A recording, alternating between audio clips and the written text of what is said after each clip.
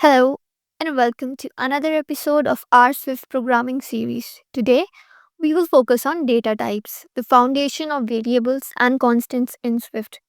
Understanding data type helps ensure that our code is both efficient and error free. So, let's get started.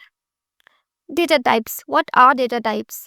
Data types define the kind of data a variable or constant can store in Swift, whether it's a number, text, or a collection of items. Swift's type safety ensures type safety and performance.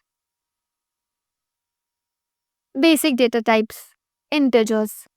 Integers represent whole numbers. Example, let age int is equals to 25. Second, floating point numbers. Swift uses the floating point numbers for single precision and double for double precision decimal numbers. Example, let pi float is equals to 3.14 and let gravity double is equals to 9.81. Boolean. The bool type represents true or false values. Example, let is Swift fun bool is equals to true. Characters. A character represents a single letter or symbol. Example, let great character is equals to A. Strings. Strings are a collection of characters. Example, let message string is equals to hello Swift. Collections. Arrays. Arrays stored ordered collection of values of the same type. Example, let numbers int is equals to 1, 2, 3, 4, 5. Sets. Set stores unique unordered values. Example, let colors set string is equals to red, green, blue.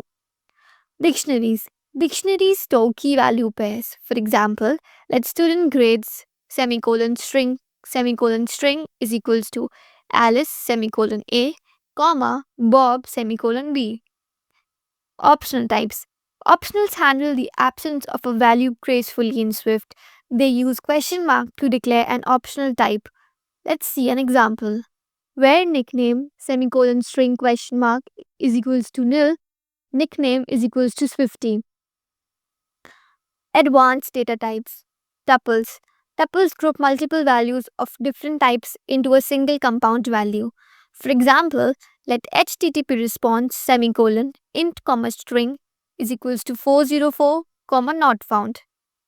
Type aliases. Type aliases provide alternative names for data types. For example, type alias audio sample is equals to unit 16. Type safety and type inference. Swift ensures type safety by requiring variables to have a defined type.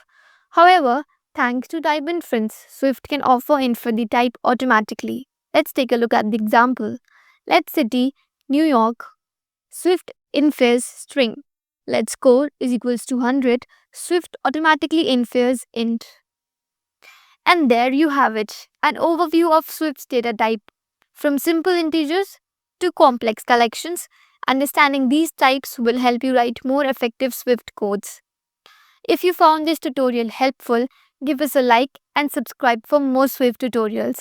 Next, we will explore control flow in Swift, so don't miss it.